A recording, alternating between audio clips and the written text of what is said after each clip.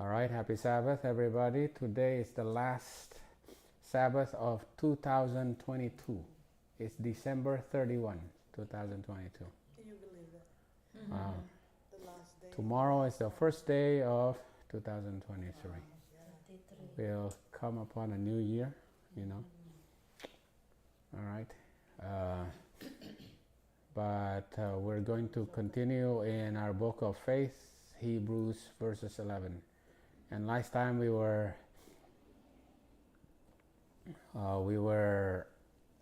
studying about Noah and the raven and the doves, right? And Noah feared God, and he gave them the people. He feared God, and he had faith in God. Obviously, he had faith in God, right? He says, and faith is the substance of things that you cannot even see, right? He has never seen rain. He's never seen a flood. And he has never seen a boat. And he's told, build a boat on top of a mountain because there's going to be coming rain and it's going to flood. What? What is that? What's a flood? What's rain? What's a boat? Why do I have to build it on top of a mountain? Yeah. Now that's faith. That's pretty amazing, And he had to give it for that message he had to give for 120 years. And after 120 years, who was he able to convince to go into the ark? It's only his family. This is pretty amazing, right? Because during the time of Noah and during the time of Lot will also be the time of the coming of the Son of Man. Because the world will be, we always think about it, wow, the world will be really, really wicked. And we are told to give the message of the three angels' message to the world. And like Noah, we have to preach it for 120 years, right? But in the end, who's going to come in? We only can convince our family. We can't even save our mother or father or son or daughter. We can save ourselves. But with all that preaching, we only, I think that is what the priority of this lesson is for us. Our priority is in our families, right? Mm-hmm. You can preach 120 years to the world, but the world will not be converted. No. Yeah. Right. Okay. And we're not even told that it will be converted. We're just Right. told to preach. We are just to preach the message, right? Okay. So we know that Noah feared God and gave the message of judgment that is going to come. And he had to have the patience to preach for 120 years. And we also see all of this, is lining up to show that Noah is actually a type of the 144,000, right? Who preaches the three angels' message, right? Giving a loud voice, fear God and give glory, for the hour of his judgment is come. That's what Noah was preaching, right? And then, here's the patience of the saints. Yeah, he has to be given trial. He had to be mocked for 120 years. Yeah, that's it. And then he had to keep the commandments of God and have the faith. He had to continue to have the faith of Jesus, right? And these are because the time of the end, the 144,000 will eventually see the covenant of God being repeated by the Father. When? When will the Father repeat the everlasting covenant? From heaven, he will actually speak the eternal covenant. He will speak it when he gives the hour and the day of when Jesus comes. And the 144,000 will be there to see it. Like Noah saw the sign of the covenant when God made a covenant with earth that he will not destroy the earth any longer with a flood, right?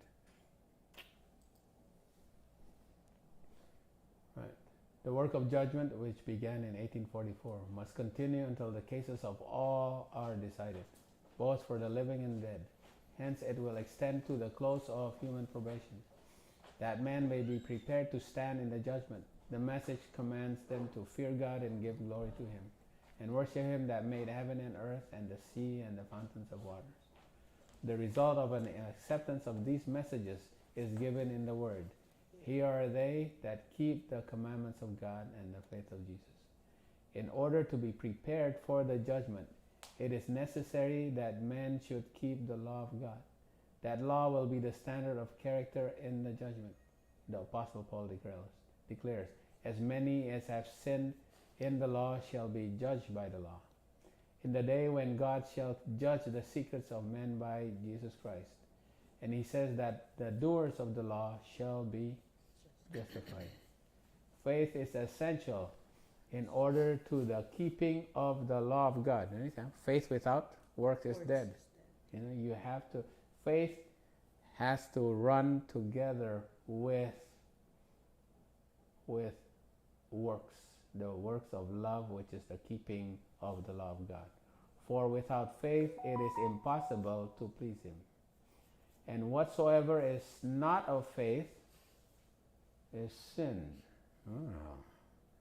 It's because of your works that is not of faith is breaking the commandments of God. Then you are sinning. Because the sin is the transgression of the law. Right? The works of God, the works of faith is the sanctification through obedience, right? That's the works. And if you don't have faith, then you are not working the works of faith. You are not obeying God. Okay?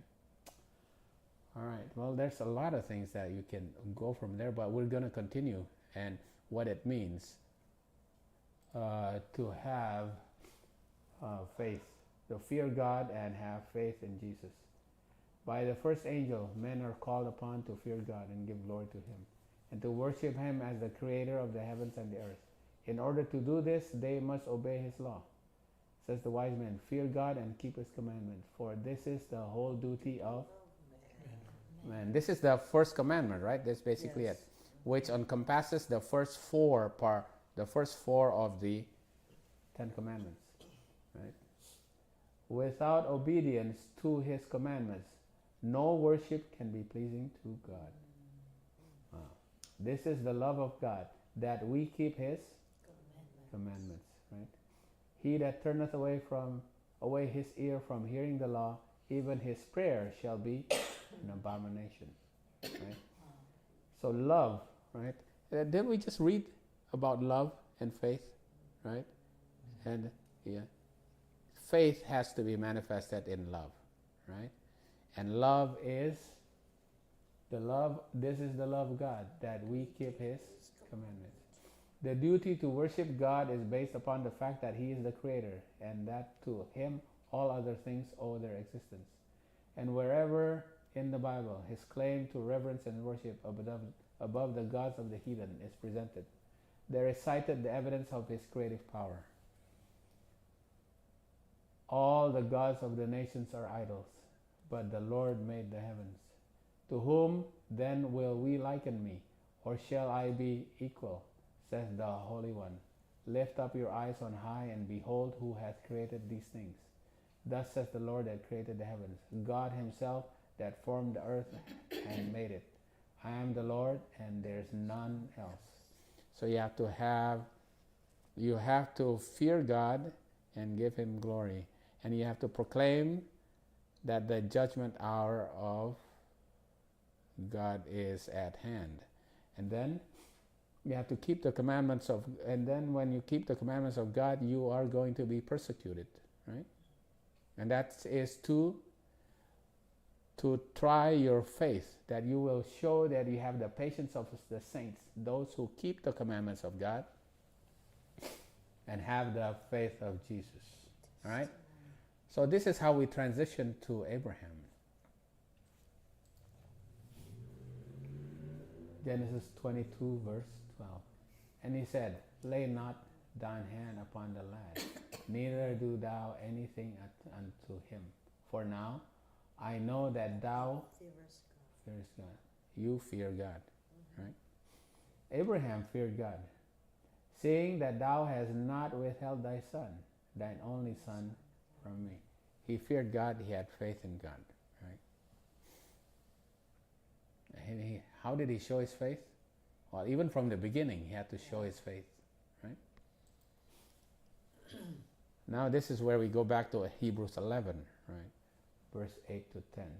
By faith, Abraham, when he was called to go out into a place which he should after receive for an inheritance, obeyed, and he went out, not knowing whither he went.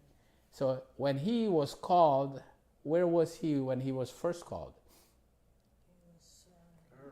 Ur of Chaldees, right? He was in Babylon, right? He had to come out of Babylon, right? He obeyed. He did not even know where he was going. By faith, right? He did not know where he was going. He sojourned, right? He sojourned. What does it mean to be sojourned? Sojourn. A stranger. There you go. A stranger in a strange land, right? His status is always a stranger, right? Yeah. He was a stranger in a strange land, in the land of promise, as in a strange country, dwelling in tabernacles, dwelling in camps, with Isaac and Jacob, the heirs with him of the same promise. For he looked for a city which has foundations, whose builder and maker is God. Then he eventually realized where he was going is a city that is built by God, right? He was not going to, he was not going to a literal city or a literal land on earth. You know, that is kind of like, that is the temporal promise for him. But his real promise for him is that he's going to inherit a land and a city that is of God, right? But you know, initially he did not know this, right? He just had faith. And then he obeyed, right? He had faith and works. He obeyed and he just walked with his family. And you know what? He was rich. And so he had a lot of people with him. He obeyed even, he went without even knowing. Right, without even knowing. Without even knowing, he just started walking. Okay. By faith, Abraham, when he was called to go out into a place which he should after receive for an inheritance, obeyed. And went out, not knowing whither he went. Right? So where did he first go? After Ur of Chaldees, where did he first go? Did he go directly to Canaan? Right? And who actually went with him? Well, yeah. The wife. Yeah, his wife, and then his father actually. And Terah took Abram his son, and Lot the son of Haran, his son's son, and Sarah his daughter-in-law, his son Abram's wife. And they went forth with them from Ur of the Chaldees to go to the land of Canaan, and they came unto Haran, and they dwelt there. Now, when you read Ellen White, Terah actually believed in God, but also believed in other gods. Yeah. So he was also, at that time, he also was starting to,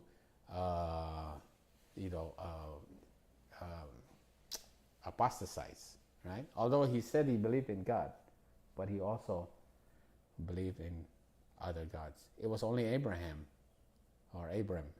that believed in the one true God. Okay. Now the Lord said unto Abram, Get thee out of thy country and from thy kindred and from thy father's house unto a land that I will show thee, and I will make thee a great nation. And I will bless thee and make thy name great, and thou shalt be a blessing. And will bless them that bless thee, and curse him that curseth thee. And in thee shall all the families of the earth be blessed. Right? So this is the blessing that was given to Abraham, right? That he's going to be a great nation. And all the nations of the earth will be blessed. And it says here, I remember this verse is used by a lot of Protestants these days who claim that if you bless Israel, you'll be blessed also. And if you actually go against Israel, if you curse Israel, you'll also be cursed. So they actually use this verse, right? This is pretty amazing. Is it Balaam? No. This is God's promise unto Abraham, right? So Abraham departed as the Lord has spoken unto him, and Lot went with him. And Abraham was how old? 75 years old when he departed out of Haran. So he went out of Haran, and then where did he go? Obviously he went to Egypt. No, he went to Canaan, right? He went to Canaan. So we kind of like go a little bit more detail into it. There was given to Abraham the promise, especially dear to the people of that age, of a numerous prosperity and of national greatness. Wow, they all have this patriotic spirit, right? I will make of thee a great nation, and I will bless thee and make thy name great, and thou shalt be a blessing. And to this was added the assurance, precious above every other, to the inheritor of faith, that of his line the Redeemer of the world should come. In thee shall all the families of the earth be blessed. Yet as the first condition of fulfillment, there was to be a test of faith. A sacrifice was demanded. So he says, you know what? I'm going to give you land. I'm going to give you a lot of inheritance, prosperity, a lot of descendants. And even Jesus is going to come out of you. But first, what? You have to have a test. Okay, so we'll have to find out what's the test now. Right? What's the test? It was no light test that was thus brought upon Abraham. No small sacrifice was required of him. There were strong ties to bind him to his country, his kindred, and his home. Well, the first thing he had to leave his country. Well, obviously he was rich there. He was well known. He had a lot of ties to that country. He had to leave that. So that was a test. But is that it? Is that all? Well, there's got to be more than this. Okay. All right. And Abraham took Sarah his wife, and Lot his brother's son, and all their substance that they had gathered, and the souls that they had gotten in Haran. And they went forth to go into the land of Canaan. And unto the land of Canaan they came. Right? So they went from Haran and they went to Canaan. And Abraham passed through the land unto a place of Shechem. So the first place they went was Shechem, right? And unto the plain of Moreh. And what did they find there? And the Canaanites were then in the land. Now, so they found Canaanites in the land, right? And there they built, sorry. And the Lord appeared unto Abraham and said, unto thy seed will I give this land. And there he builded an altar unto the Lord who appeared unto him. Unto thy seed. What is it? What promise is this? Who's thy seed? There is none yet. It's Jesus. It's not seeds, because when we will see, we compare this to Galatians. I will give unto thy seed. First of all, he doesn't have a son yet, but he's promised unto thy seed. Now this is not many seeds. This is one seed.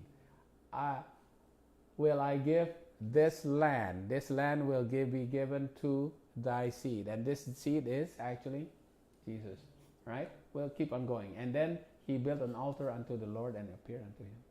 And he removed from thence unto a mountain. And then from Shechem, he went to a mountain. right? On the east of Bethel, and he pitched his tent, having Bethel on the west and Hai on the east. He pitched in between Bethel and Hai. There's got to be some, we did this study a long time ago, and there's a meaning of Bethel and a meaning of Hai and a meaning of Shechem, all these things. But we're not going to get there. Bethel is its own place, or is it the pre-name for Jerusalem or Bethlehem? No, it's actually not. It's its own place? Yeah, it's its own place. It's actually north of Jerusalem and Bethlehem, actually. It's still north. And he pitched his tent. And there he built an altar unto the Lord and called upon the name of the Lord. And then what happened? He had to journey even further. He had to go south. And there was because what? There was a famine in the land. And Abraham went down into Egypt to sojourn there. To sojourn there as a traveler, right? For there was a famine that was grievous in the land. So this is the thing, right? When you read Ellen White actually has a better explanation to this, and it completely makes sense to me now. But, right, this is what it means. Unto thy seed will I give this land. Galatians. Paul said in Galatians 3:16, now to Abraham and his seed were the promises made. He saith not, and to the seeds as of many, but as to one, and to thy seed, which is Christ. So this land is actually going to be given to Christ. And then we've been studying this over and over again. How is this land going to be given to Christ? It is returned as the first dominion that was lost by Adam, right? So this is a much bigger picture. Now, he didn't realize this. He did not understand this yet, right? Because he wasn't given the whole picture yet, the whole picture. But anyway, so I have to go to the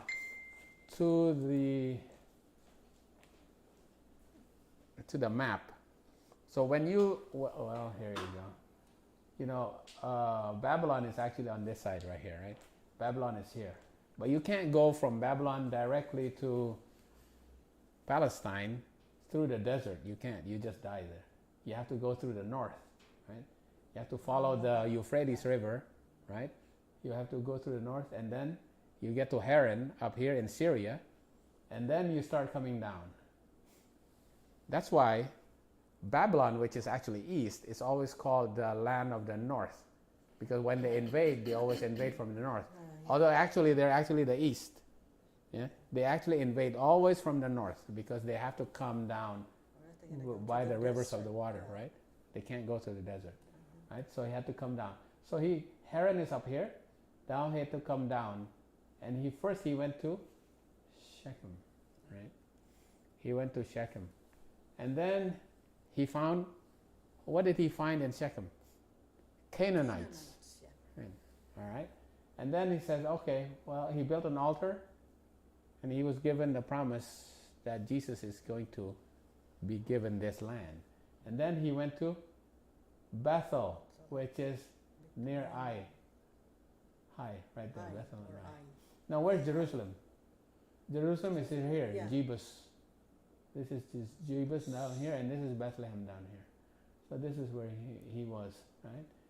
Shechem, Bethel. And then when he got to Bethel, what did he find there?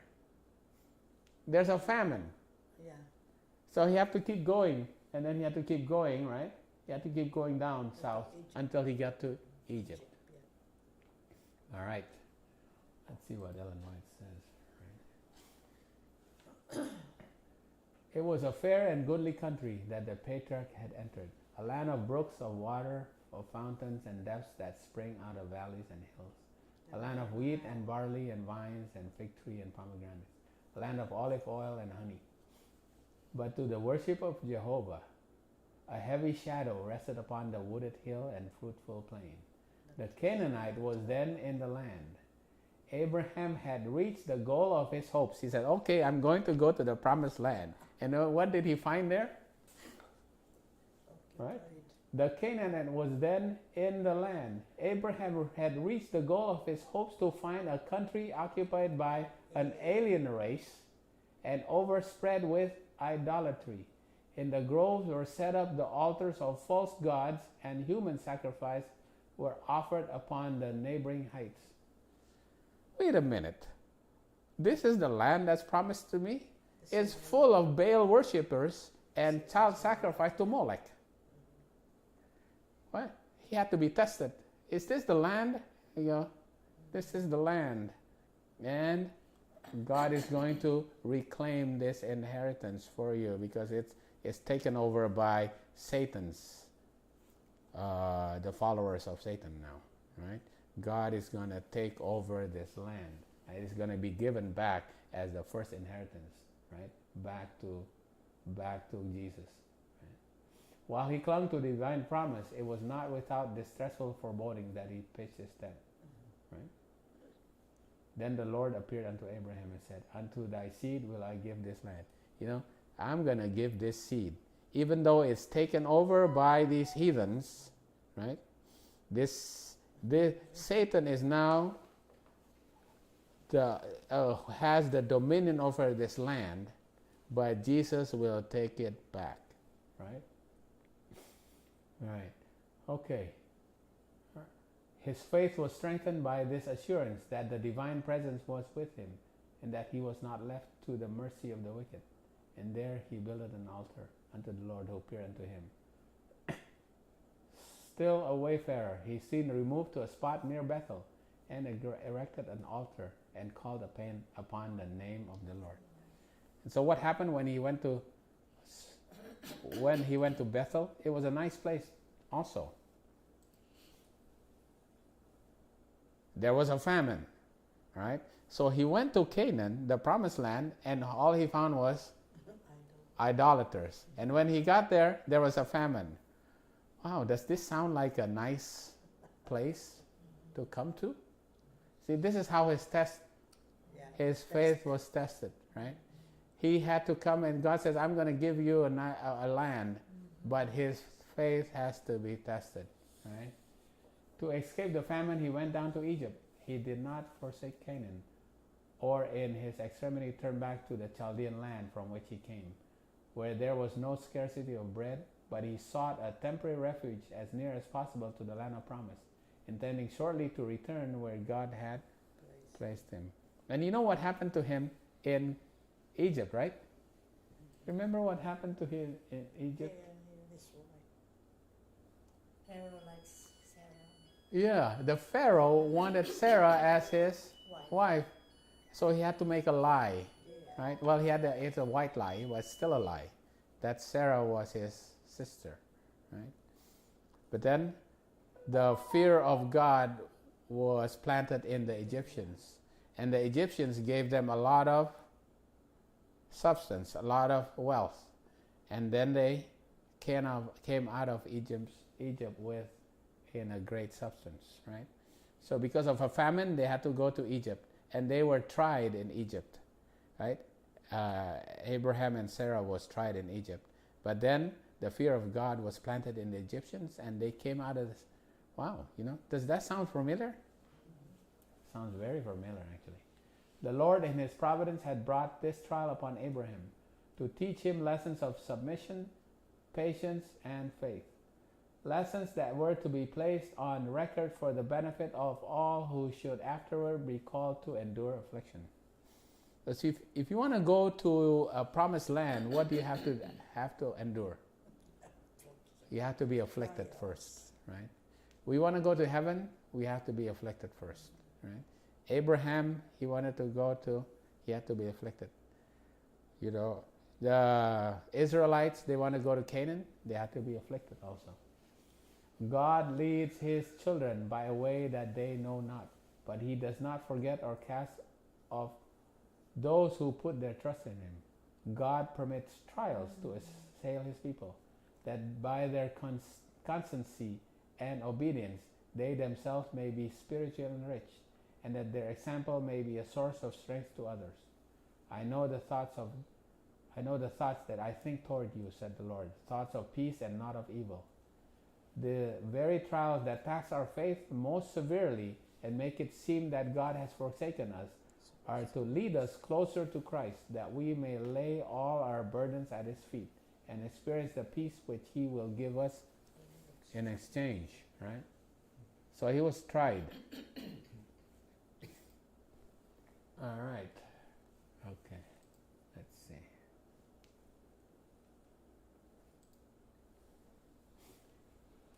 All right. Now the thing about it is, it's familiar because the same experience happened to Isaac, his son. Now Isaac had to go through a time of famine. But then he says, well, you know what? My father went to Egypt. And God said, no, don't go to Egypt. Instead, you stay with the Philistines.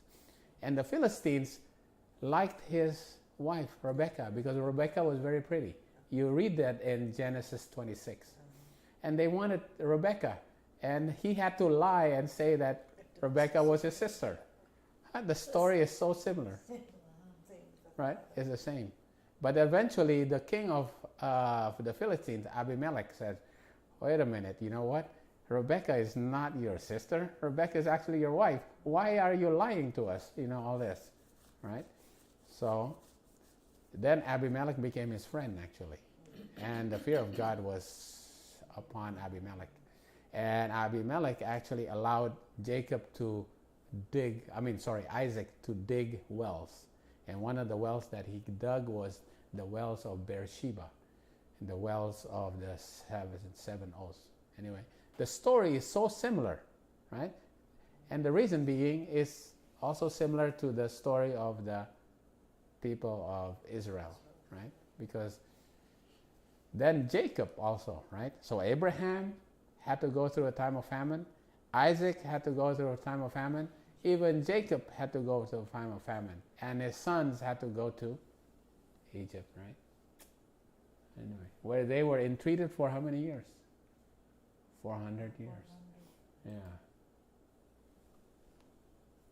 Which covenant he made with Abraham, and his oath unto Isaac, and confirmed the same unto Jacob for a law, and to Israel for an everlasting covenant, saying, unto thee will I give the land of Canaan, the lot of your inheritance.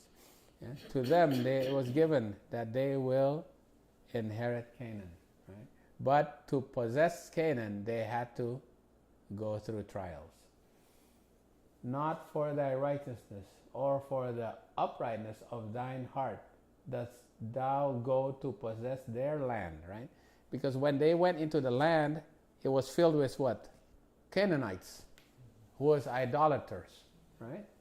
But for the wickedness of these nations, the Lord thy God doth drive them out from before thee, and that he may perform the word which the Lord sware unto thy fathers, Abraham, Isaac, and Jacob.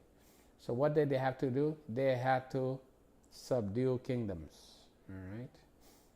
What about Abraham? Did Abraham have to subdue kingdoms also? Yeah.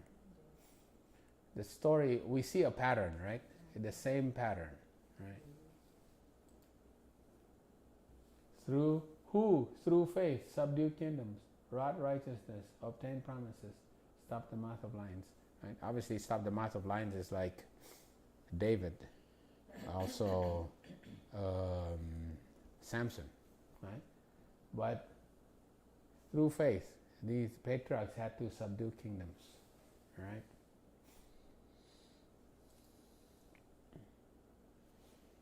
All right.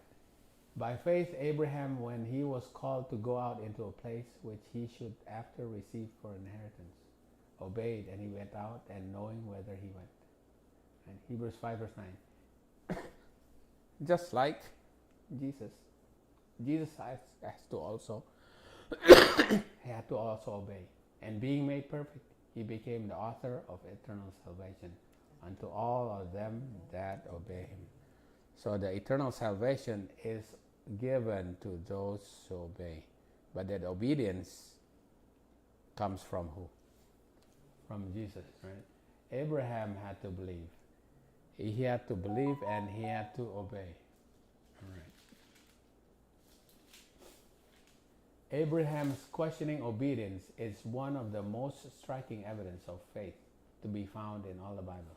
To him, faith was the substance of things hoped for, the evidence of things not seen. Relying upon the divine promise, without the least outward assurance of its fulfillment, he abandoned home and kindred and native land and went forth. He knew not whether to follow where God should lead. By faith he became a sojourner in the land of promise, as in the land not his own, dwelling in tents with Isaac and Jacob, with heirs with him of the same promise. It was no light test that was thus brought upon Abraham, no small sacrifice that was required of him. There were strong ties to bind him to his country, his kindred, and his home, but he did not hesitate to obey the call. He had no question to ask concerning the land of promise, right? Whether the soil was fertile and the climate healthful. Right? We want to find a piece of land in the country. Well, is there enough water? Is the land fertile? Wow. Abraham didn't even ask that. No. Whether the country afforded agreeable surroundings, and would afford opportunities for amassing wealth. God has spoken, and his servant must obey. The happiest place on earth for him was the place where God would have him to be. All right. Many are still tested, as was Abraham. They do not hear the voice of God speaking directly from the heavens, but he calls them by the teachings of his word and the events of his providence. They may be required to abandon a career that promises wealth and honor, to leave congenial and profitable associations and separate from kindred, to enter upon what appears to be only a path of self-denial, hardship, and sacrifice. God has a work for them to do, but a life of ease and influence of friends and kindred would hinder, here you go, the life of ease and influence of friends and kindred would hinder the development of the very traits essential for its accomplishment. He calls them away from human influences and aid, and leads them to feel the need of his help, and to depend upon him alone, that he may reveal himself to them. Who is ready at the call of providence to renounce cherished plans and familiar associations? This is a big problem, I think all of us are still hindered by this. To have real faith, as the faith of Abraham, is really tough. Who will accept new duties and enter untried fields, doing God's work with firm and willing heart, for Christ's sake count as his losses gain? He who will do this has the faith of Abraham, and will share with him that far more exceeding and eternal weight of glory, with which the sufferings of this present time are not worthy to be compared. Yeah. And that was a big trial for him, right? So, when he sojourned, what does it mean to sojourn? Sojourn is paroikeo, in the land of promise, in a strange country. A strange country is allotrios, dwelling in tents or tabernacles, right? You find another word of it there's actually only another instance where it's actually used in the New Testament, paroikeo. And the one of them, whose name was Cleopas, answered, saying, Art thou only a stranger in Jerusalem? Did you not know what was going on in Jerusalem? You are a stranger, right? And Abraham was always a stranger in the land, right? The Lord accepted Abraham's faith and his unquestioning obedience, while as yet the patriarch had no child, when the Canaanites dwelled in the land, and he could only claim a place in it as a stranger and a sojourner, right? He's only just passing through. The Lord welcomed him to the promised land and assured him that the land would be given to him and his posterity for possession. When Abraham desired a place for his dead, he had to buy it of the Canaanites. His sole possession in the land of promises, the promise was that rock-hewn tomb in the cave of Machpelah. he always considered himself a stranger in that land, right? Even though it's promised to him and his posterity, because he was looking for a better promise, right? That's what he was. He bought a piece of land, and it was just a small place where he was eventually buried, right? So, what else did he find while he was in? Obviously, he found that there was a bunch of idolaters, Baal worshippers, and who was offering sacrifices to Molech, you know.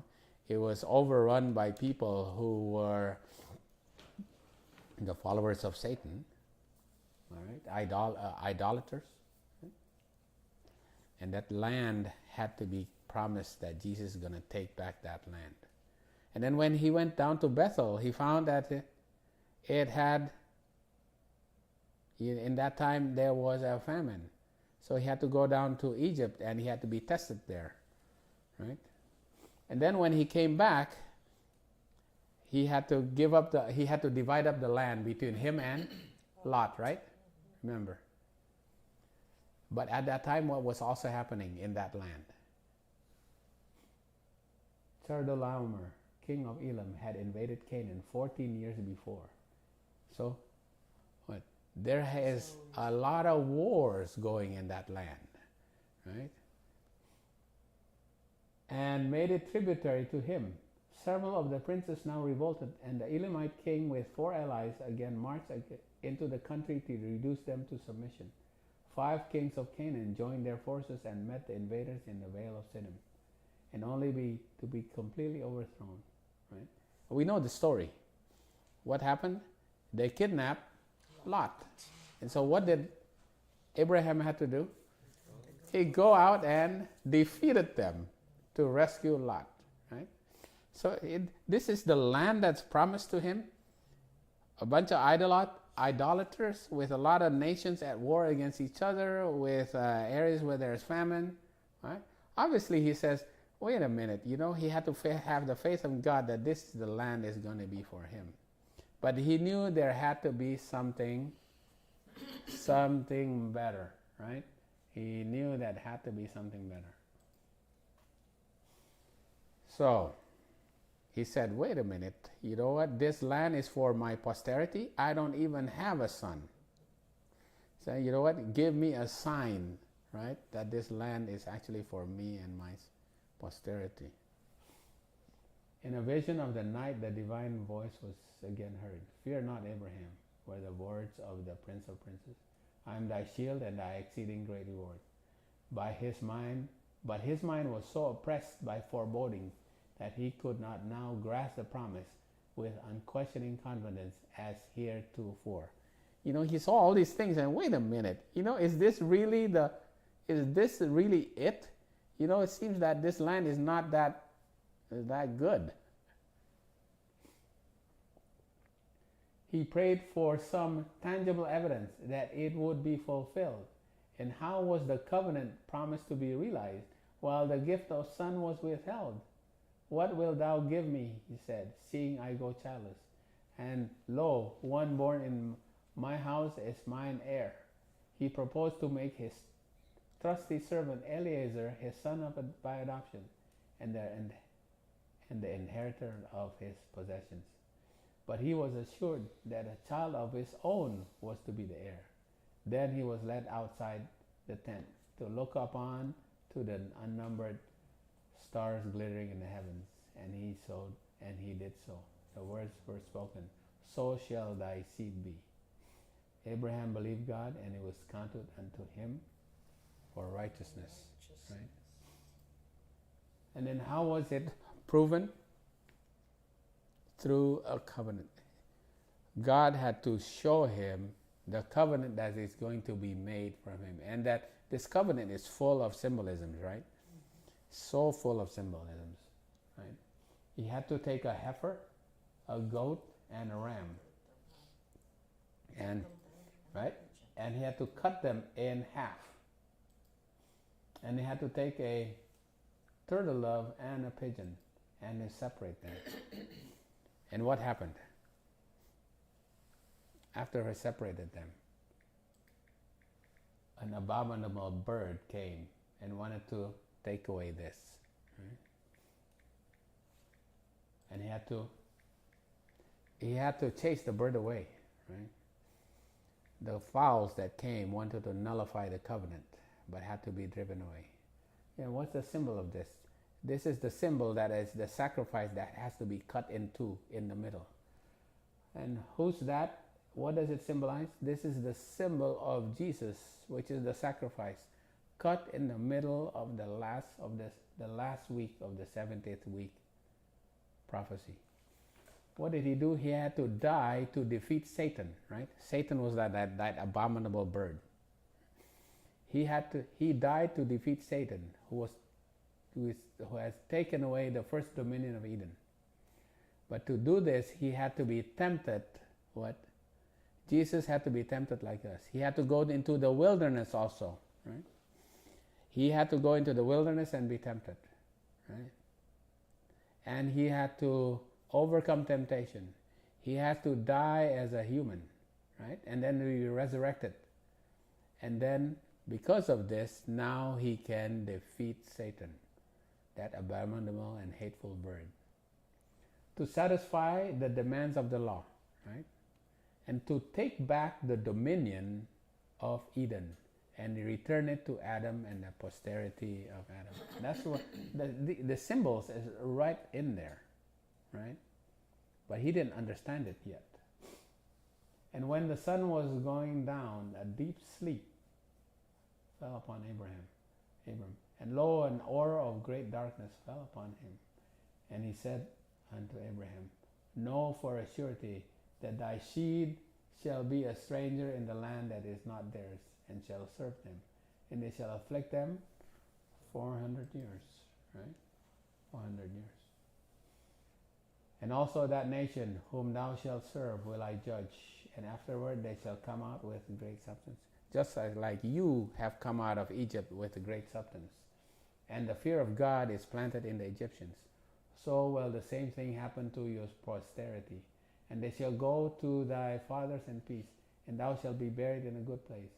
But in the fourth generation they shall come hither again, for the iniquity of the Amorites is not yet full. Because the Amorites helped Abraham, right? Help Abraham defeat the Canaanites, all right? And it was unto the third and the fourth generation. Three and a half generations here, and 3.5 generations here. And it was divided right in two. And the symbol of the lantern and the smoke coming out of the furnace is the presence of Jesus leading them into Canaan from Egypt. Right? All the symbolisms is in here. Yeah. But the point of this is to show what Ellen White says about this story. Right? This half of the time they spent in Canaan, 215 years in Canaan, and 215 years in Egypt, and they came out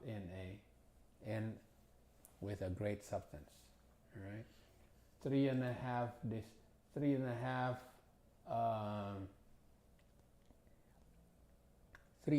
generations in Canaan, and 3.5 generations in Egypt.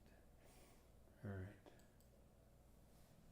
By divine direction, Abraham sacrificed a heifer, a she-goat, a ram, each 3 years old, dividing the bodies and laying in the pieces in a little distance apart. To these he added a turtle dove and a young pigeon, which however were not divided. This being done, he reverently passed between the parts of the sacrifices, making a solemn vow to God of perpetual obedience, watchful and steadfast. He remains beside the carcass till the going down of the sun, to guard them from being defiled and devoured by birds of prey. About sunset he sank into a deep sleep, and lo, a horror of great darkness fell upon him. And the voice of God was heard, bidding him not to expect immediate possession of the promised land. Right? You know what? You have to suffer in Egypt first. Just like Jesus, to claim back the inheritance of the land, to claim back Eden, did Jesus have to suffer? Right.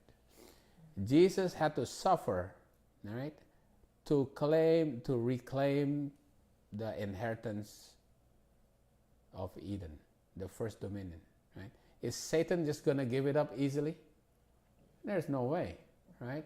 Jesus had to fight against Satan to reclaim the inheritance, right? So the same thing, Abraham had to suffer, right, to be able to be given that, to get the promised land, right? The Israelites, they had to suffer.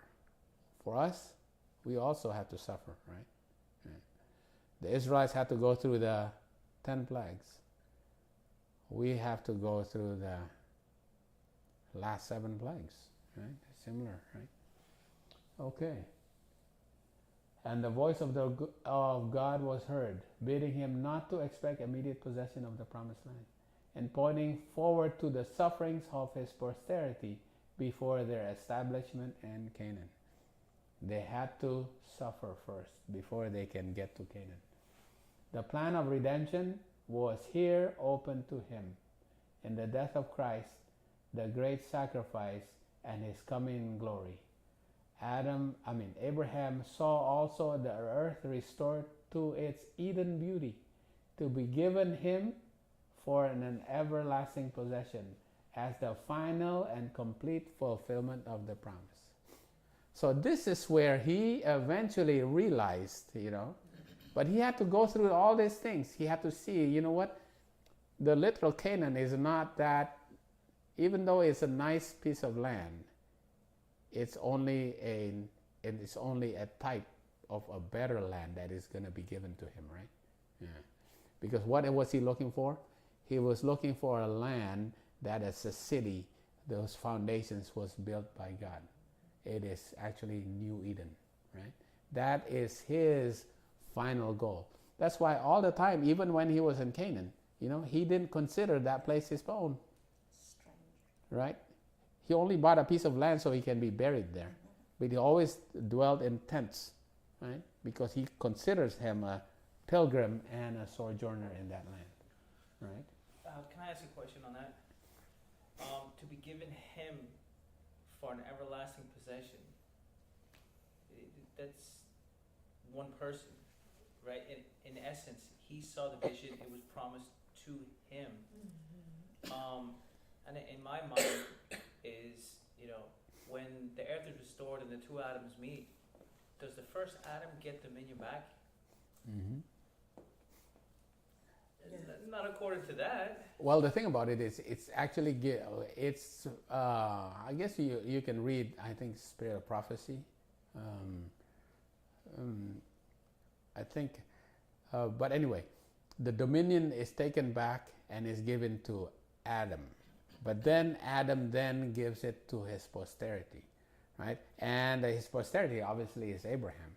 But also, it also given to us because we are the seeds of Abraham by faith, right? So not only his literal seeds. So it is also given to Abraham, right? But it's also given to us. So I think that's what it means. It's also given to all of us. Because then we also receive the promise that was given to Abraham, right? Because that was given to the posterity of Abraham, right? Because that's New Eden is essentially the final and complete fulfillment of the promise, right? Well, I think also Adam lost it. Right. Lost it. So that's why Christ has to come, and when Christ came, it is turned back to him. Right. But we, as a kind of like collateral, I guess you could say, we are co-inheritors in that.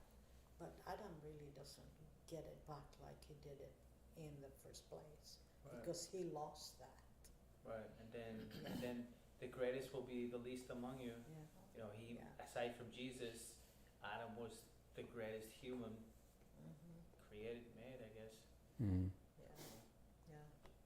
So he basically lost it, and Christ, of course, got it back for him. But But then Just that like promise it is also for us, because it's also for Abraham, and also, right, it's also for us. So it's Yeah. the final and complete fulfillment of the promise. Right. Yeah.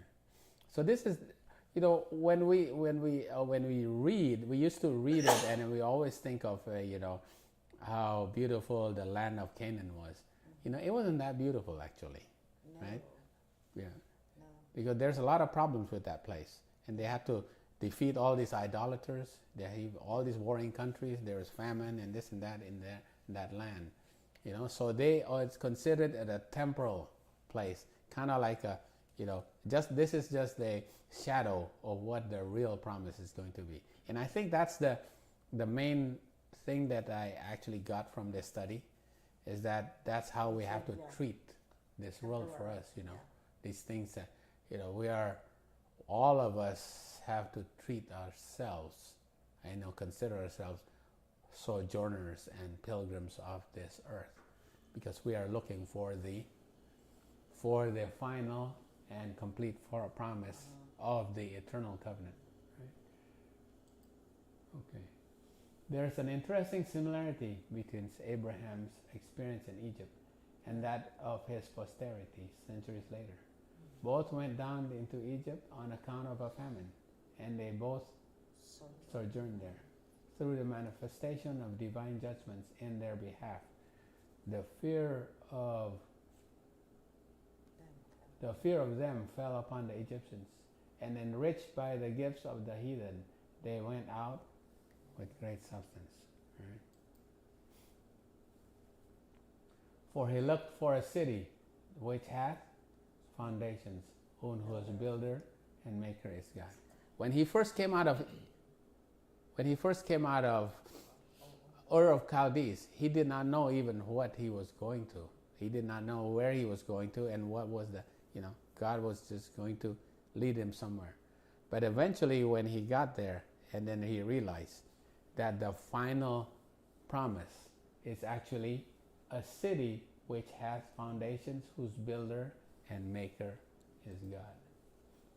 But we are come unto Mount Zion, and to the city of the living God, the heavenly Jerusalem, and to an innumerable company of angels. This is the city of the living God, right? The city that he has promised, right? Mansions to build for us. Wherefore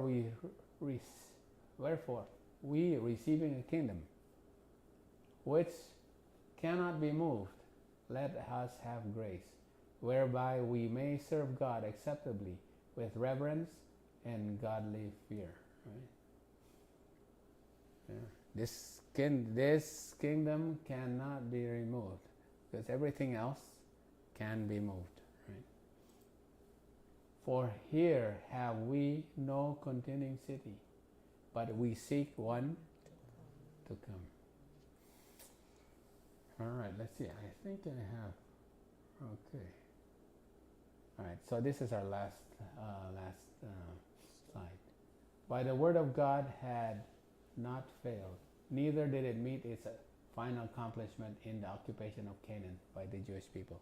See, that's not the final accomplishment of the promise. To Abraham and his seed were the promises made. Abraham himself was to share the inheritance. Yeah? He was going to share the inheritance. The gift to Abraham and his seed included not merely the land of Canaan, but the whole earth. So says the apostle. The promise that he should be the heir of the world was not to Abraham or to his seed. See, the heir of the world through the law, but through the righteousness of faith. And the Bible plainly teaches that the promises made to Abraham are to be fulfilled through Christ. All that are Christ are Abraham's seed and heirs according to the promise, heirs to an inheritance incorruptible and undefiled, and that fadeth not away. The earth freed from the curse of sin. Right? Because when he went into that land, he said, wow, this place is just full of sin, right? obviously that's not the place that is the final promise. For the kingdom and dominion and the greatness of the kingdom under the whole heaven shall be given to the people of the saints of the Most High, and the meek shall inherit the earth, and shall delight themselves in the abundance of peace. God gave to Abraham a view of this immortal inheritance, and with this hope he was content. By faith he just sojourned in the land of promise, as in a strange country, dwelling in tabernacles with Isaac and Jacob, their heirs with him of the same promise. For he looked for a city which hath foundations, whose builder and maker is God. So this is our lesson for us, you know. In this world, we should not be content with what we are given. This is all temporary. This is all temporary. We should always be looking for the final and promise. And so that those who fulfill the promise is Moses to go into Canaan, not Abraham time, right? No. Yeah, that land, it was actually Joshua. Obviously, Moses didn't go. So It was Abraham Joshua. never see the real land. Well, he actually was there. He was buried there. Oh yeah, but He didn't own anything. Yeah. He didn't own anything. Yeah. To him, it's not important because he knew the bigger picture, right? This land is good, but it's full of sin, full of, there's famine here and a lot of warring nations. This is not the real promised land, right? Even though this is promised to me and my posterity, he knew of the big picture, right? And that's, I think, the main lesson study for us is that we have to completely, be cognizant of the big picture of where we're going, and that in this land, right here on earth, we are only pilgrims. We can't invest too much in this land, right? Yeah. There's one thing that's standing out to me so much, I can't even get it out of my mind. When Abraham left Babylon, he left in obedience, in faith, in righteousness by faith. When he got to Canaan, he saw the people breaking the commandments of God, right? So he set up an altar to show them. The altar is so you repent daily for your sins, breaking sins. So he was showing the heathens God's law. Then he went and there was a famine. The next step was a famine. Food. There's an issue with food here. There either is, the wrong food or no food at all. So there's 3 events that happen. Then he went to Egypt, and the king wanted the woman. A king is the head of a government. A woman is a church. So the king tried to make a union with a woman that wasn't his church instead. So what I'm seeing in this story is the third angel's message. Essentially, Abraham lived the third angel's message. These are waymarks in his time that we have to go through. Prophetically fulfilled, the health message is the famine. The church and state marriage would be the king trying to. That's what I'm seeing out of these 3 or 4 events. That it is another prophetic example of the third angel's message. Yeah. And he had to save his nephew from the warring nations. Well, that's very good. Thank you, Dwayne. Right, thank you. And the main, the main objective for us is to, have the faith of Abraham. Even he saw this and he knew what the big picture was. He was actually looking for a city, not on earth. He was looking for a new Eden, the final fulfillment of the promise of the eternal covenant, right? Okay, and that is a more sure word of prophecy. Okay.